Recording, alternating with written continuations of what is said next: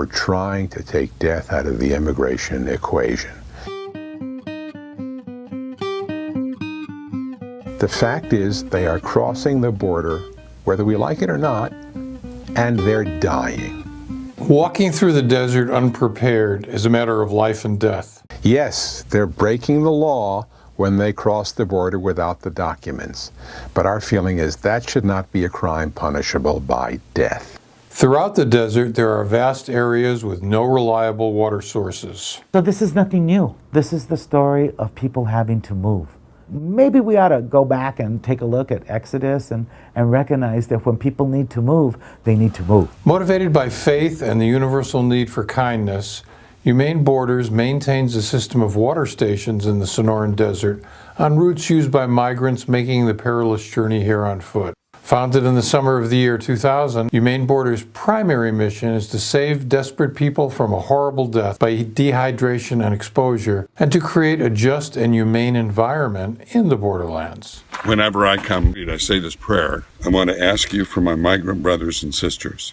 Have pity on them and protect them as they suffer mistreatments and humiliations on their journeys, are labeled as dangerous and marginalized for being foreigners. There was one woman in particular she was in a very extreme situation where she was pregnant and they killed her husband. The cartels in her area said, we're gonna put you in the sex industry. We're gonna, you're gonna be forced into this.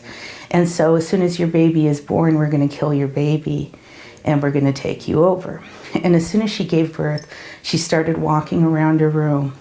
And it took a few days, but as soon as she was able to walk any length of time, she strapped on her baby and started walking out of that town. I mean, when she got here to the United States, it was summertime. She was walking in 108-degree heat with a newborn baby.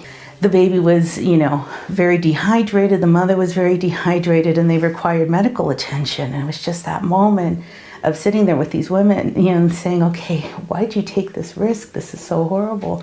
And she said, I'd rather die trying. That's what we see over and over again, is that same story. I'd rather die trying.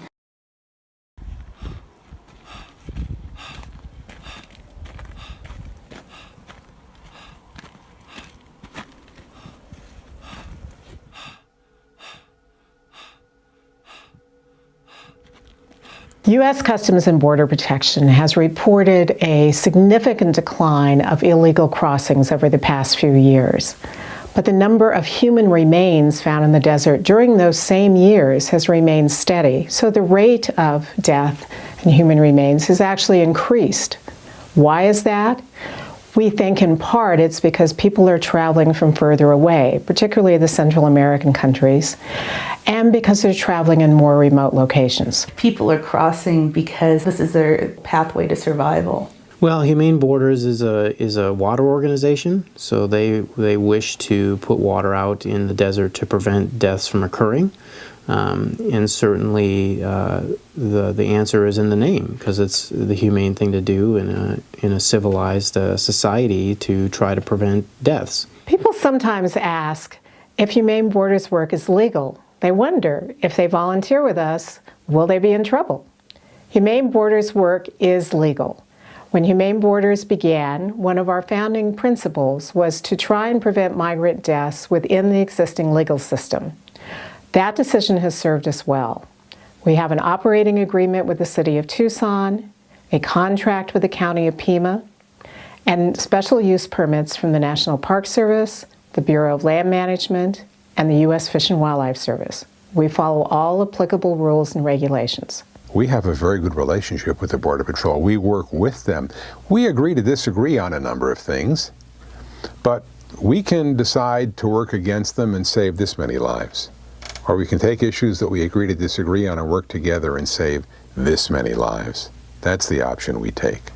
It was a tragedy of humongous proportions, and we have responsibilities, according to the Arizona Constitution, to provide public health. Those are deaths, the people who die in the desert, those are deaths that can be prevented. And Humane Borders presented us with a methodology of being able to prevent some of those deaths.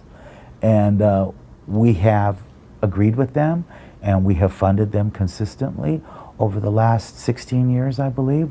We were the first county in the United States to pay for water to try and prevent unnecessary death in the desert from undocumented border crossers. Every life we save is a life we might not have saved. These have been vandalized. The spigot's been taken out.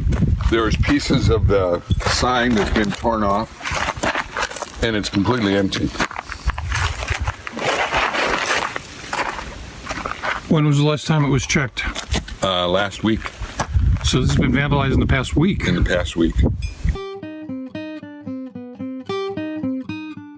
I became involved with Humane Borders in 2003 when I was reading about the increase of deaths in the desert, and I wanted to do something about it. Humane Borders is a volunteer-based organization, and we need your help. Your donation of $28 buys us a new water barrel. $37 buys a tank of gas for one of the trucks.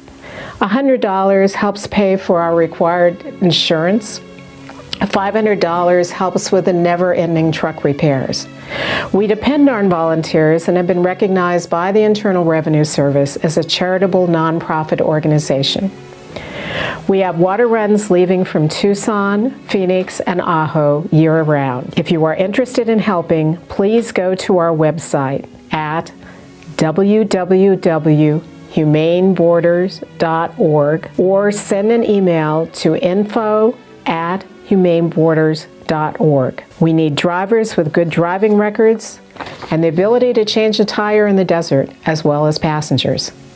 Most water runs do not require hiking or heavy lifting, just a willing heart and a helping hand. This is not a 4-course meal, and a luxury home or anything. This is just to keep people alive.